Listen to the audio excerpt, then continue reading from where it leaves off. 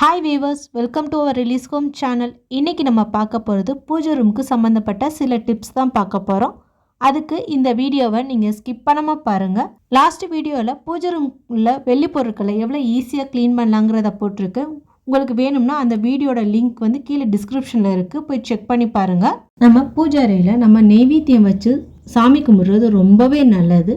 ஆனால் அவசரமாக நம்ம எங்கேயாவது வெளியில் கிளம்புறோம், நம்மளுக்கு நெய்வேத்தியம் பண்ண டைம் இல்லைன்னா ஒன்றும் பிரச்சனையே கிடையாது. நீங்கள் ஒரு டம்ளரோ இல்லைன்னா இந்த மாதிரி குட்டி ஏதாவது ஒரு பூஜை பொருள் பாத்திரத்தை ஒன்று எடுத்துக்கோங்க. இந்த மாதிரி ஒரு தட்டை கீழே வச்சுட்டு அதில் இந்த பாத்திரத்தில் கொஞ்சமாக பால் ஊற்றிக்கோங்க. காய்ச்சின பால், காய்ச்சி ஆற வச்ச பாலை இதில் ஊற்றணும். சூடான பால் வைக்கக்கூடாது, பச்சை பாலையும் இதில் ஊற்றக்கூடாது. இந்த மாதிரி காய வச்சு நல்லா ஆறின பாலை இதில் ஊற்றி இதில் கொஞ்சமாக நான் இதில் வந்து நாட்டு சக்கரை போட்டிருக்கேன். உங்கள் வீட்டில் நீங்கள் வந்து வெல்லம் இல்லை கற்கண்டு கூட நீங்கள் போட்டுக்கலாம். அதில் ஒரே ஒரு துளசி இலையும் போட்டு பூஜை பண்ணுங்கள்.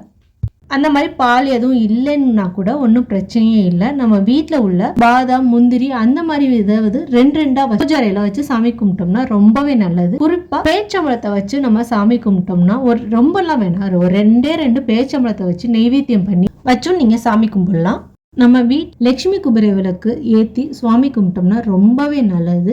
இந்த லக்ஷ்மி குபேர விளக்கை நம்ம ஏற்றி நில வாசலில் வச்சு சாமி கும்பிட்டோம்னா லக்ஷ்மியே உள்ளே வர மாதிரின்னு சொல்லுவாங்க.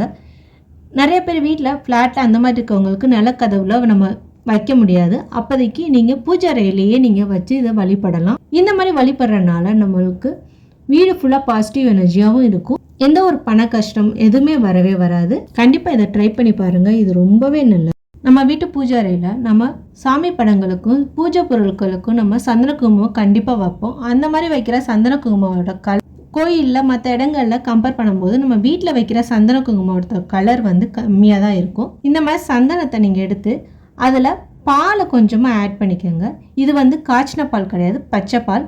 இந்த பச்சை பாலை கொஞ்சமாக ஆட் பண்ணிவிட்டு அதோட பன்னீர் இல்லைன்னா நீங்கள் தண்ணி யூஸ் பண்ணிக்கோங்க. பன்னீர் சேர்த்திங்கன்னா உங்களுக்கு அது நல்ல மணமாக இருக்கும்.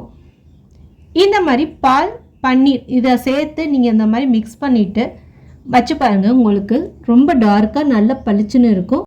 அடுத்த டிப்ஸ் என்னென்னு பார்க்கலாம். நம்ம பூஜை அறையில் கண்டிப்பாக இருக்கக்கூடியது அன்னபூர்ணி தாயாரோட உருவம். அன்னபூர்ணி தாயாரை வந்து எதுக்காக வழி பண்ணோன்னா, நம்மளுக்கு அன்னபூர்ணி தாயாரோட வழிபடுறனால நம்ம வீட்டில் வறுமை வராமல் தடுக்கலான்னு சொல்லுவாங்க. இந்த மாதிரி குட்டி தட்டில் இதில் காயின், உங்கள் வீட்டில் 1 ரூபா காயின் 2 ரூபா காயின் எவ்வளோ இருக்கோ அந்த ஒரு காயின் வைக்கலாம். இல்லை வெள்ளி காசு கூட சில பேர் வைப்பாங்க. இந்த மாதிரி இந்த அரிசியில் இதில் வச்சுட்டு அது மேலே இந்த பச்சை அரிசியை நல்லா பரப்பிட்டு அது மேலே அன்னபூர்ணி தாயாரோட உருவத்தை நீங்கள் வைங்க. அன்னபூர்ணி தாயாரோட கையில் வந்து ஒரு கரண்டி மாதிரி இருக்கும் பாருங்கள், அதில் ஒரு 2 அரிசி கண்டிப்பாக வச்சுருங்க. இந்த மாதிரி வச்சு நம்ம வழிபடுறனால நம்ம வீட்டில் எந்த ஒரு வறுமை கஷ்டம் எதுவுமே வரவே வராது. இந்த அரிசியை நீங்கள் வாரத்தில் ஒரு வாட்டை எடுத்து மாற்றிட்டே இருக்கணும். இந்த அரிசியை வந்து நம்ம சமையலுக்கோ இல்லை நெய்வேத்தியத்துக்கோ நீங்கள் எடுத்து யூஸ் பண்ணிக்கலாம். நம்ம எல்லார் வீட்டு பூஜை அறையிலையுமே என்ன இருக்கோ இல்லையோ கண்டிப்பாக மஞ்சள், குங்குமம், திருநீர் இது 3 கண்டிப்பாக இருக்கும். இது எப்போதுமே வந்து இது 3யுமே எக்ஸஸாக தான் வாங்கி ஒரு ஸ்டோர் பண்ணி வச்சுருப்போம். இந்த மாதிரி வாங்கி ஸ்டோர் பண்ணி வைக்கும்போது நம்மளுக்கு என்ன ஆகும்னா, அது ஒரு மாதிரி கட்டியாகி ஒரு மாதிரி தெரிஞ்சது போல் இருக்கும். அதுக்கு அந்த மாதிரி வராமல் எப்படி நம்ம ஸ்டோர் பண்ணி வைக்கிறதுனா இப்போ பார்க்க போகிறோம். கண்டெய்னர் பாட்டில் எடுத்துக்கோங்க. ஏன்னா வந்து இதை வந்து பிளாஸ்டிக் பாட்டில் வைக்கக்கூடாது. இந்த மாதிரி கிளாஸ் கண்டெய்னர், டைட்டான கண்டெய்னர் பாட்டில் யூஸ் பண்ணணும். இல்லைனா நம்ம சில்வர் பாட்டில், டப்பா அந்த மாதிரி கூட யூஸ் பண்ணிக்கலாம். ஆனால் பிளாஸ்டிக் மட்டும் யூஸ் பண்ணாதீங்க. ஏன்னா வந்து பிளாஸ்டிக்கில் சீக்கிரமாகவே வந்து அது கட்டியாகி திரிய ஆரம்பிச்சிடும். அதுக்கு தான் அதை யூஸ் பண்ணக்கூடாதுன்னு சொல்லுவாங்க. இப்போ இதில் நம்ம குங்குமத்தை கொட்டுறோம். இந்த மாதிரி குங்குமத்தை பாதி கொட்டிக்கோங்க. இந்த மாதிரி குங்குமத்தை பாதி கொட்டிட்டு அதில் ஒரு 3 கற்பூரத்தை வந்து போடுங்க.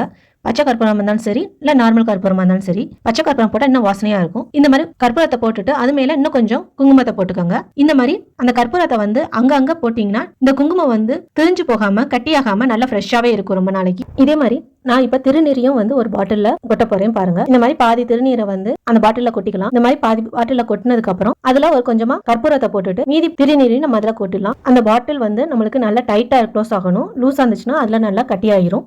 அதுக்காக அந்த பாட்டில் வந்து நல்லா டைட்டான பாட்டிலான்னு கொஞ்சம் கன்ஃபார்ம் பண்ணிக்கோங்க. இப்போ அடுத்து மஞ்சளை வந்து நம்ம கொட்டி வைப்போம். மஞ்சளுக்கு வந்து இந்த மாதிரி சில்வர் டப்பால நான் கொட்டி வைக்கிறேன். அதுல அதே மாதிரி தான் பாதி மஞ்சளை வந்து கொட்டிட்டு அதுல கற்பூரத்தை போட்டுட்டு மீதி உள்ள மஞ்சள் தூளையும் கொஞ்சம் நல்லா கொட்டிக்கலாம். இந்த மாதிரி நல்லா கொட்டிட்டு மிக்ஸ் பண்ணி விட்டுட்டு நல்லா டைட்டா க்ளோஸ் பண்ணிக்கோங்க. இந்த மாதிரி ட்ரை பண்ணி பாருங்க. உங்க வீட்டுல வந்து மஞ்சள், குங்குமம், திருநீர் மூணுமே வந்து எப்போதுமே ஃப்ரெஷ்ஷாவே இருக்கும். நம்ம பூஜைக்கு யூஸ் பண்ற எண்ணெயா இருந்தாலும் சரி, சமையலுக்கு யூஸ் பண்ற எண்ணெயா இருந்தாலும் சரி, இந்த மாதிரி பேக்கெட்ல வாங்கினோம்னா நம்ம ரெகுலராக யூஸ் பண்ணுற கேனோ அந்த பாட்டிலோ வந்து சின்னமாக தான் இருக்கும். இது வந்து இந்த மாதிரி பெருசாக பேக்கெட் வாங்கும்போது நம்மளால் ஃபுல்லாக ஊற்றவும் முடியாது. பாதி வந்து அந்த பேக்கெட்லேயே வைக்கிற மாதிரியே இருக்கும். அப்படி வைக்கிறது நம்மளுக்கு சேஃபே கிடையாது. ஏன்னா நமக்கு தெரியாமல் ஏதாவது தட்டி விட்டு அந்த எண்ணெய் ஊற்றினாலும் அது வந்து யாராவது வலிக்கு விழுகிற சான்சஸ் இருக்குது. இல்லைன்னா அதை வந்து நம்ம உட்காந்து தொடச்சி எடுக்கிறதே நம்மளுக்கு பெரும் வேலையாக போயிடும். அதுக்கு இந்த மாதிரி நீங்கள் பெரிய கேனில் மொத்த எண்ணெயை அதில் ஊற்றிக்கோங்க. இந்த மாதிரி கேனை ஊற்றுறதுக்கு நம்மளுக்கு டேரெக்டாக ஊற்றவும் முடியாது. அது வந்து வெளியில் சிந்தும். அதுக்கு இந்த மாதிரி நான் ஒரு குட்டி ஃபுனல் வச்சுருக்கேன். இந்த ஃபுனலில் வந்து வச்சு நீங்கள் எண்ணெயை ஊற்றுங்க. ஈஸியாக ஊற்றிடலாம், வெளியில் வரவே வராது. இங்கே பாருங்கள், நான் ஊற்றுறேன். ஈஸியாக நம்மளுக்கு ஊற்ற வருது, வெளியில் சிந்தவும் சிந்தாது. இந்த மாதிரி பெரிய கேனில் ஊற்றிட்டு நம்ம ரெகுலராக யூஸ் பண்ணுற குட்டி கேனில் வந்து நம்ம ஊற்றி வச்சா ஈஸியாக நம்ம யூஸ் பண்ணிக்கலாம். இதுக்குன்னு நான் தனியாக வந்து கேன்லாம் எதுவுமே நான் வாங்கலை ரெகுலராக யூஸ் பண்ணுறதுக்கு. இங்கே பாருங்கள், இது வந்து டிஷ்வாஷ் லிக்விட் வாங்கின கேன் தான் இது. இது வந்து முடிஞ்சதுக்கப்புறம் நம்ம தூக்கி போடணும் அவசியமே கிடையாது. இதை நல்லா வாஷ் பண்ணிவிட்டு நல்லா வெயிலில் வச்சு காய வச்சு நல்லா ட்ரை ஆக்கிடுங்க. ட்ரை ஆக்கிட்டு அப்புறமாட்டி இதில் எண்ணெய் ஊற்றுங்க. இதுக்குன்னு நம்ம வந்து கேன் வந்து தனியாக செப்பரேட்டாக வாங்கணும் அவசியமே இல்லை. ஏன்னா இப்போ இதுக்குன்னு நம்ம செப்பரேட்டாக வாங்கணும் 150-200 அந்த மாதிரி ஆகும். அதுக்கு இந்த மாதிரி நீங்கள் டிஷ்வாஷ் லிக்விட் பாட்டிலே போதும். அந்த கேனையை வந்து நல்லா வாஷ் பண்ணிவிட்டு ட்ரை ஆக்கிட்டு நீங்கள் எண்ணெய் ஊற்றி அதில் யூஸ் பண்ணிக்கலாம். பூஜை அறைக்கும் சரி, இல்லை ரெகுலர் கிச்சன் யூஸ்க்கும் சரி, இந்த மாதிரி நீங்கள் ஊற்றி வச்சிங்கன்னா பார்க்கவும் அழகாக இருக்கும். இந்த மாதிரி நீங்கள் ட்ரை பண்ணி பாருங்கள். இது உங்களுக்கு ரொம்பவே யூஸ்ஃபுல்லாக இருக்கும். நம்ம சமையலுக்கு யூஸ் பண்ணுற ஆயில் கேனாலும் சரி, பூஜைக்கு யூஸ் பண்ணுற ஆயில் கேனாக இருந்தாலும் சரி, ரெண்டுமே வந்து ரொம்ப வெளியில் வந்து ரொம்ப பிசு பிசுன்னு ரொம்ப ஸ்ட்ரிக்கியாக இருக்கும், பார்த்துருப்பீங்க. ஏன்னா அதை வந்து அடிக்கடி நம்ம கழுவ முடியாது. அதில் எப்போதுமே நம்மளுக்கு எண்ணெய் இருந்துக்கிட்டே இருக்கனால நம்மளுக்கு வெளியில் வந்து ரொம்ப அப்படியே ஸ்டிக்கியாக ரொம்ப பிசு பிசுன்னு இருக்கும், தொடக்கூட முடியாத அளவுக்கு இருக்கும். அதில் வந்து தண்ணியும் வச்சு நம்ம துடைக்க முடியாது. ஏன்னா வந்து தண்ணி தெரியாமல் உள்ளே போனாலும் கூட நம்மளுக்கு சமைக்கும் போதோ இல்லை விளக்கேற்றும் போதோ வெடிக்கும். அதுக்கு நம்ம தண்ணியே இல்லாமல் எப்படி க்ளீன் பண்ணுறது? அதுக்கு நீங்கள் இந்த மாதிரி ட்ரை பண்ணி பாருங்கள். தண்ணியே இல்லாமல் சூப்பராக அதை க்ளீன் பண்ணிடலாம். அது வேற ஒன்றும் இல்லை, நம்ம வீட்டில் யூஸ் பண்ண நார்மல் பவுடர் எடுத்துக்கோங்க. பவுடரை வந்து கொஞ்சமாக அதில் கொட்டிக்கோங்க. இந்த மாதிரி லைட்டாக கீழே கொட்டிட்டு அதை வச்சு வெளியில் ஃபுல்லாகவே நல்லா அந்த பவுடரை வந்து அப்ளை பண்ணுங்கள். நல்லா அப்ளை பண்ணதுக்கு அப்புறம் ஒரு நல்ல ட்ரையான துணியை வச்சு அந்த அப்ளை பண்ண பவுடர் அது மேலேயே நல்லா தேய்ங்க. நல்லா தேய்ச்சதுக்கப்புறம் அந்த பவுடர் எல்லாமே போயிடும். இங்கே பாருங்கள், நான் அதில் வச்சு தேய்க்கிறேன். பவுடர் நல்லா ஃபுல்லாக அப்ளை பண்ணியாச்சு. பவுடர் ஃபுல்லாக அப்ளை பண்ணதுக்கப்புறம் அந்த ட்ரையான துணியை வச்சு நான் துடைக்கிறேன். பாருங்கள் எவ்வளோ சூப்பராக போயிருக்கு. பார்க்கவே புதுசு மாதிரியே இருக்கும் பாருங்க. நம்மளுக்கு வந்து இதில் சுத்தமாக தண்ணியே இல்லாமல் எவ்வளோ அழகாக நம்ம க்ளீன் பண்ணியிருக்கோன்னு. இதை மாதிரி ட்ரை பண்ணி பாருங்க, உங்களுக்கு ரொம்பவே யூஸ்ஃபுல்லாக இருக்கும். இந்த டிப் வந்து உங்களுக்கு பிடிச்சிருந்துச்சுன்னா லைக் பண்ணுங்கள், சப்ஸ்கிரைப் பண்ண மறந்துடாதீங்க.